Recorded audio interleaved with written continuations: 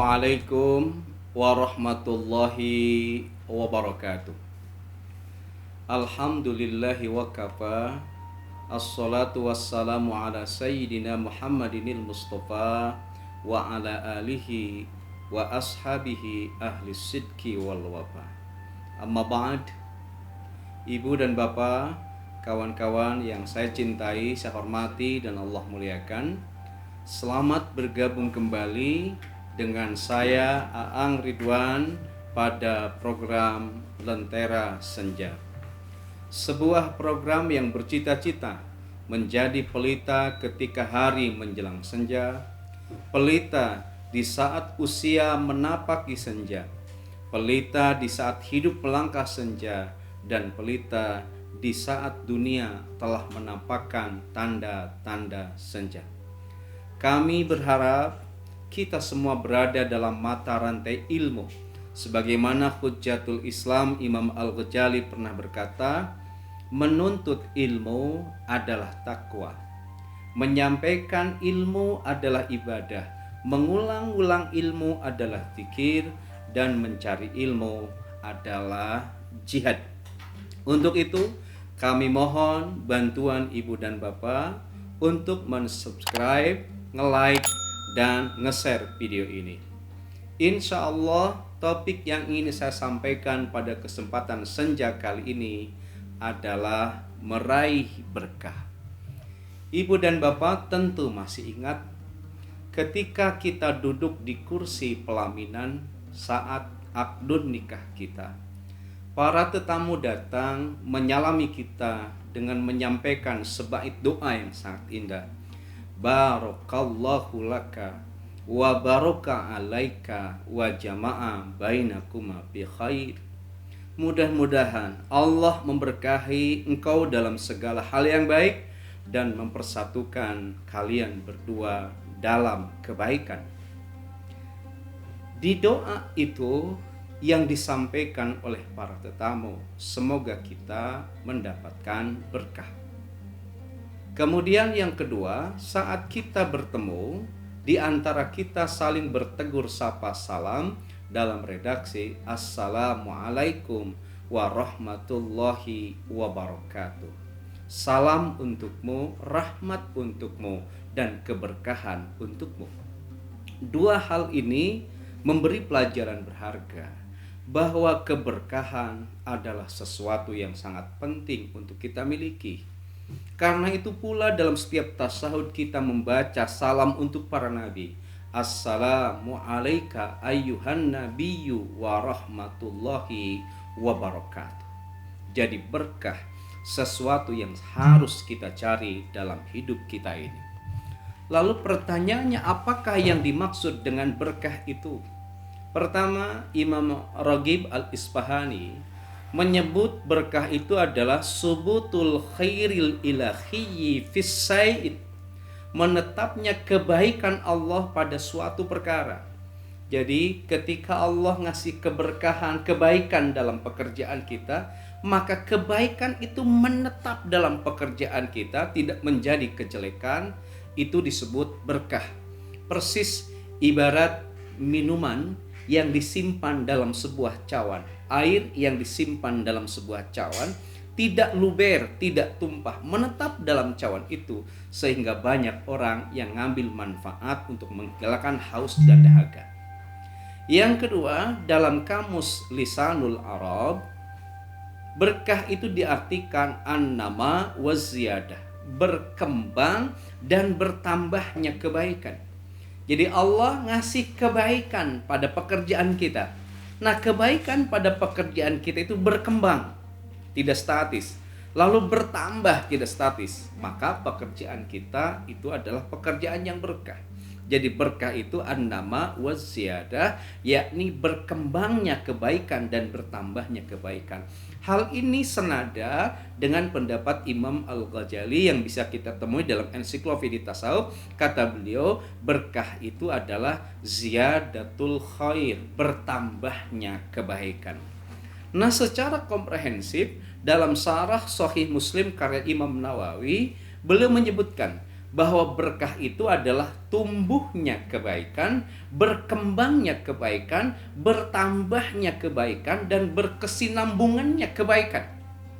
Jadi sekali lagi, berkah itu tumbuhnya kebaikan, berkembangnya kebaikan, bertambahnya kebaikan, dan berkesinambungannya kebaikan dalam hidup kita. Itu berkah. Tetapi kata kunci keberkahan itu bermula dari kebaikan. Sebuah kebaikan yang tumbuh, sebuah kebaikan yang berkembang, sebuah kebaikan yang bertambah, sebuah kebaikan yang berkesinambungan, itulah yang disebut dengan berkah. Nah, lalu ibu dan bapak sekalian, dari manakah sesungguhnya sumber kebaikan itu? Sumber keberkahan itu yang harus kita pahami supaya kita tidak salah kaprah pada saat ngalap berkah. Ini sumber dari kebaikan atau keberkahan itu tentu dari Allah.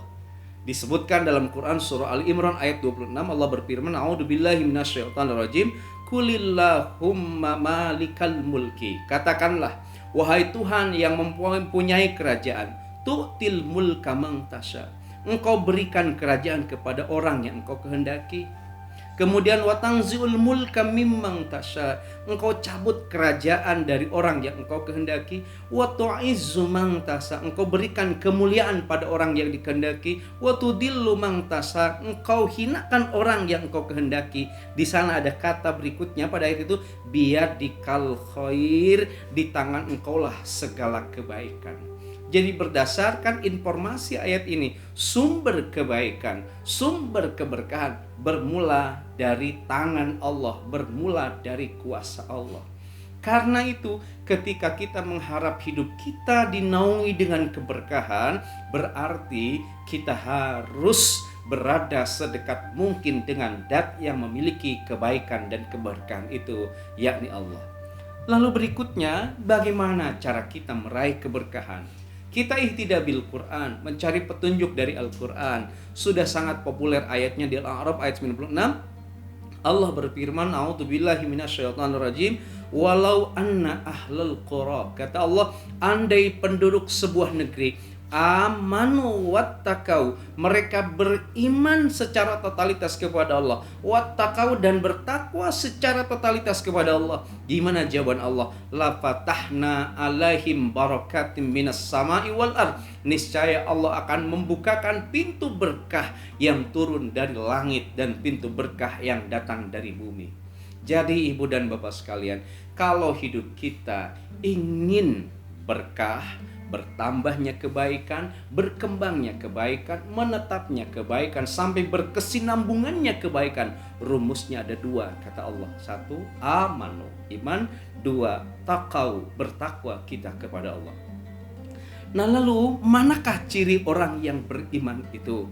Banyak petunjuk Allah dalam Al-Quran. Kita bisa melihat dalam Quran surah Al-A'raf, surah Al-Anfal ayat 2-3. Allah berfirman, innamal mu'minun, sesungguhnya orang yang beriman itu, mana ciri yang pertama kata Allah, alladzina idza dzukirallahu wajilat qulubuhum, apabila disebut nama Allah bergetar hati mereka. Jadi orang yang beriman itu adalah orang yang dalam hatinya ada Allah. Ketika disebut nama Allah maka bergetar hati mereka. Nah, ibu dan bapak, orang yang di hatinya ada Allah hingga bergetar ketika disebut asma Allah, maka sensitivitas hati itu akan menjadikan sumber keberkahan. Jadi hati yang menjadi muara keberkahan adalah hati yang bergetar ketika disebut nama Allah. Ciri orang beriman yang kedua, wa idza tuliyat alaihim ayatuhu zadathum imana, apabila dibacakan ayat-ayat Allah bertambah keimanan mereka. Jadi pada yang kedua ini, jika kita ingin mendapatkan keberkahan, maka kita harus berada sedekat mungkin dengan Al-Quran dalam proses interaksi yang dinamis. Ibu dan bapak sekalian, jadi orang yang bertambah keimanan sebagai buah interaksinya dengan Al-Quran, maka akan mengalir pada dirinya keberkahan itu, akan menetap pada dirinya keberkahan, akan berkesinambungan pada dirinya kebaikan. Kemudian ciri orang yang beriman ketiga kata Allah, wa ala rabbihim yatawakkalun, yakni orang yang menyerahkan segala urusannya kepada Allah setelah dia maksimal melakukan ikhtiar. Ibu dan Bapak, orang yang menyerahkan segala urusan kepada Allah setelah maksimal ikhtiar, maka dari segala ikhtiar dan urusan itu akan memancarkan keberkahan. Lalu yang keempat, alladzina yuqimunas sholata. Orang yang beriman itu adalah orang yang menjaga kuantitas dan kualitas sholatnya. Jadi ketika kuantitas sholat kita jaga, kualitas kita sholat kita jaga, maka orang yang menjaga kuantitas dan kualitas sholatnya, ia akan terjaga segala keberkahannya. Jadi kalau hidup kita ingin terjaga keberkahan, kata ayat ini, jaga sholat kita. Kemudian yang kelima, indikator orang yang beriman, kata Allah, wa mimma razaqnahum yunfikun, yakni mereka yang menjaga hartanya dengan infak. Maka mereka yang menjaga hartanya dengan infak yang ia tunaikan akan menjadi sababiah mengalirnya kebaikan dan keberkahan. Hal ini koheren dengan firman Allah dalam Quran surah Maryam ayat 31, wa ja'alani mubarakan, dan dia menjadikan aku orang yang diberkahi, kata Maryam, gitu. Ainama kunta, di mana saja aku berada. Wa ausani bis sholati, dan Allah memerintahkan kepadaku untuk salat, wa zakati, dan menunaikan zakat, madumtu hayya, sepanjang hidupku. Jadi Maryam sosok pribadi yang diberkahi oleh Allah di mana saja dia berada. Rumusnya dua, karena dia menjaga salatnya dan menjaga zakatnya. Jangan harap kita akan memiliki keberkahan, mengalir kebaikan, menetap kebaikan, tumbuh kembang kebaikan dalam diri kita saat kita tidak menjaga sholat dan zakat kita. Jadi yang pertama, Ibu dan Bapak, raih keberkahan Allah dengan aman. Yang kedua, raih keberkahan Allah dengan wattaqau, bertakwa kepada Allah. Dalam Quran surah Al-Baqarah 3-4 ada disebut di sana tanda-tanda orang yang bertakwa. Di Ali Imran 133 sampai 135 disebut juga di sana indikator orang yang bertakwa. Di Az-Zariyat ayat 15 sampai 18 juga ada. Saya ingin menyebut indikasi orang yang bertakwa, kata Ali bin Abi Thalib. Pertama, kata Imam Ali bin Abi Thalib, orang yang bertakwa itu adalah al-khaufu minal jalil, yakni mereka yang takut pada Allah yang Maha Gagah. Jadi keberkahan bersumber dari rasa takut kita kepada Allah. Kenapa harus takut? Bukankah Allah Tuhan yang Maha Pengasih dan Penyayang? Takut di sini, kata Ali bin Abi Thalib, ketika kita akan melakukan penyimpangan dan penyelewengan. Kenapa? Sebab Allah itu la ta'khuduhu sinatu wala naum, tidak ngantuk dan tidak tidur. Allah Maha tahu apa yang kita kerjakan. Wallahu ma'akum aina ma kuntum. Allah mengikuti kita di mana saja dan kapan saja kita berada. Bahkan ya'lamu ma fis sudur. Allah Maha mengetahui setiap apapun yang ada di balik dada kita. Jadi orang yang bertakwa adalah orang yang besar rasa takutnya kepada Allah, karena Allah Maha hadir, Allah mengikuti setiap apa yang dilakukan oleh kita. Maka di balik rasa takut untuk melakukan penyimpangan dan penyelewengan akan mengalir berkah untuk kehidupan kita. Yang kedua, ciri orang yang bertakwa, kata Imam Ali bin Abi Thalib, adalah al-amalu bima fi tanzil, yakni mereka yang berperilaku sesuai dengan skenario Allah dalam Al-Quran sebagai buah interaksi kedekatannya dengan Al-Quran. Ketika kita beramal berdasarkan skenario Al-Quran, maka dari amal kita itu akan menghadirkan keberkahan dalam hidup kita. Ciri orang bertakwa yang ketiga, asyukru anil jajil, yakni mereka yang bersyukur atas segala anugerah yang Allah berikan pada kita. Maka para ulama menarik satu simpulan, tidak akan pernah ada keberkahan manakala kita kufur nikmat. Tidak pernah ada keberkahan ketika kita tidak mensyukuri nikmat yang Allah berikan kepada kita. Saat hadir syukur atas anugerah yang Allah berikan kepada kita, maka dari syukur nikmat itu akan mengalir ragam kebaikan dan keberkahan. Ciri orang bertakwa keempat, kata Imam Ali bin Abi Thalib, ar-ridho fil qalil, ridho atas segala sesuatu yang sedikit. Itu secara bahasa. Secara harfiahnya seperti itu, tetapi secara maknawiyah, ridho atas apa yang ditetapkan Allah untuk diri kita. Kita seringkali iri pada orang lain. Ya Allah, kenapa aku kerja begitu berat tapi penghasilan sedikit, sementara tetanggaku kerjaku nyantai penghasilannya banyak. Kita kadang iri seperti itu manusiawi. Tapi ingat, inna kulla syai'in khalaqnahu biqadarin. Allah menciptakan segala sesuatu dengan takaran yang pas buat kita.